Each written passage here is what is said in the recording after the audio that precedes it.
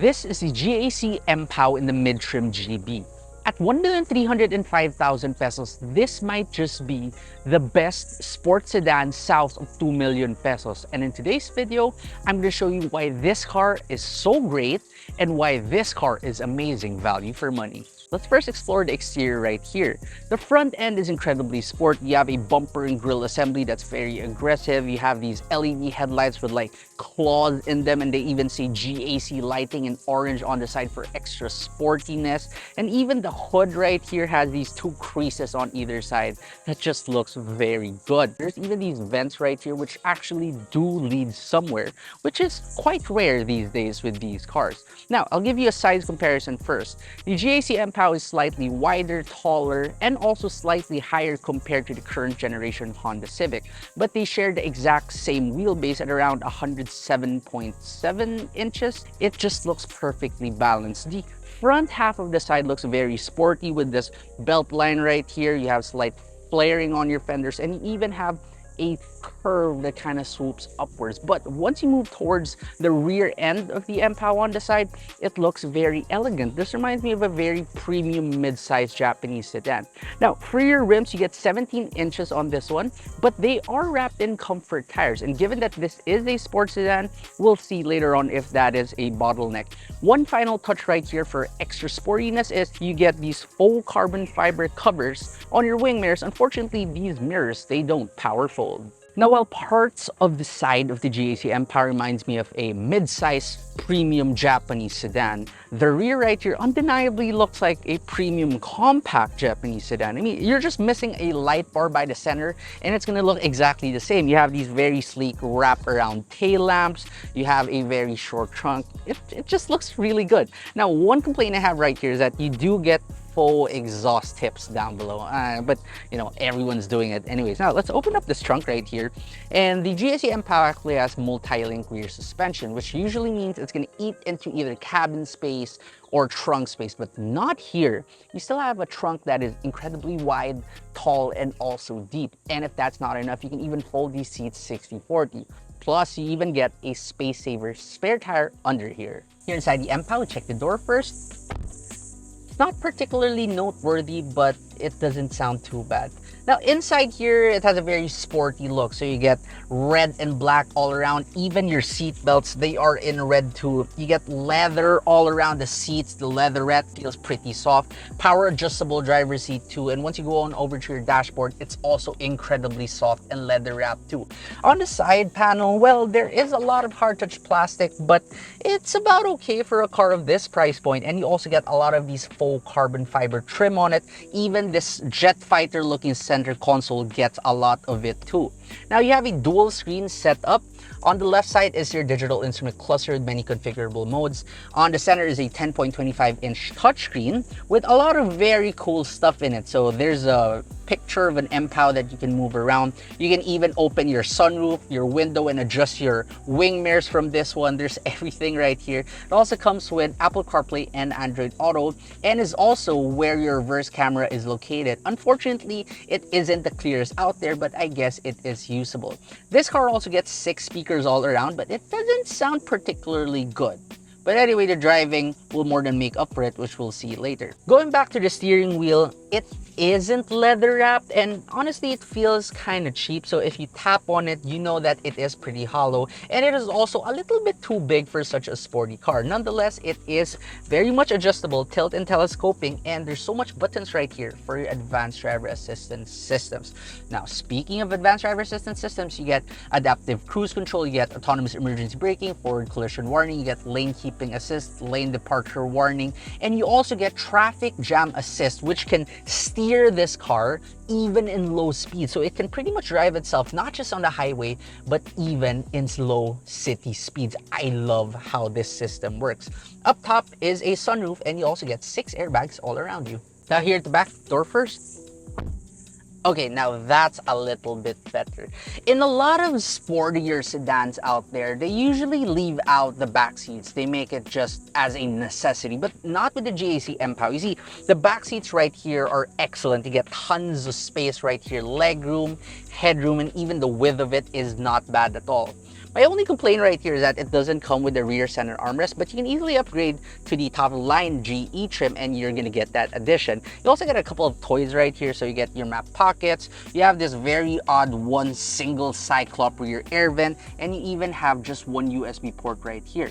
But hey, it really isn't bad, and this is much better compared to the rear seats of a lot of sportier sedans out there. Now we drive the GAC Empow GB, and the first thing you want to do in this car is put it into Sport Plus mode if you already have it unlocked, and then just mash down the throttle and it goes. You see, this vehicle right here is powered by a 1.5 liter turbocharged gasoline engine, making a claimed 170 horsepower and 270 newton meters of torque, paired to a 7-speed dual clutch transmission. But to be honest, it really doesn't feel like it has 170 horsepower. This feels like it has at least 190 horsepower. Also, the engine in this one, it comes with something called a mega wave thing. It's right on top of the engine, and we have no idea what it does. We even tried asking GAC, and even they didn't know what it was. So all we can say is that thing is a work of art, and it is witchcraft. That thing probably makes this engine as good as it is. I'm telling you, there's no other car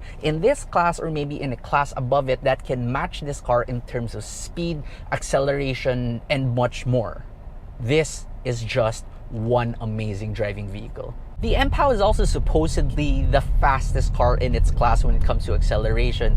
I don't have the exact figures, but I think it's about 7 seconds or less, and you can really feel it with this one. But remember, it's not a pony car, so this car is not meant to go fast only in a straight line. It can still handle corners with ease, and the handling is pretty good. You get multi-link suspension at the back. It doesn't really hop too much. The only problem I have with it are the tires. You see those GT Comfort tires, it simply doesn't have enough grip, and you can slightly feel the sidewall giving out when you are cornering this car hard. But also, it kind of plays its part when it comes to giving you that fun sensation, because you get a lot of wheel spin with this one, also under hard acceleration. So that lack of grip kind of translates to extra fun when you do drive the Empow. The steering is also pretty good. If you leave it into eco mode, it's really light. There's not much feedback. Put it into sport mode or sport plus mode, and it really tightens up a lot. And for some reason, despite being an electrically assisted power steering system, it still gives you pretty good feedback. I'm not saying that it's as good as those older mechanical steerings, but not bad. This is not bad at all. This is a car that you can actually track, but also drive inside the city without ever breaking a sweat. It's excellent. I've been talking about sport mode and sport plus mode, but what exactly is sport plus mode? You see, when you buy your very own GAC Empow, there is a couple of driving modes. You have your eco, comfort, sport, and a DIY. But there is a mode called sport plus, which is locked. And the only way to unlock sport plus is if you prove to your Empow that you are a worthy driver. So you really have to hone your car before you can unlock it. But once you unlock sport mode, oh man, this turns into a proper rocket ship. Despite this being a very fun car to drive, the suspension is also very forgiving. You never find yourself jarred in this car. The suspension is not even firm but not choppy. It simply is soft. But still, when you do push it over corners, it tends to firm up. It doesn't have adaptive springs and shocks or whatever, but it can simply do it. I don't know what magic GAC put into this, but it's brilliant. It's brilliant in terms of comfort. It's brilliant in terms of handling. It's brilliant everywhere. But it can't all just be rainbows and butterflies inside a GAC Empow, right? Because of how fast and how fun it is, it must be incredibly thirsty when it comes to fuel economy, right?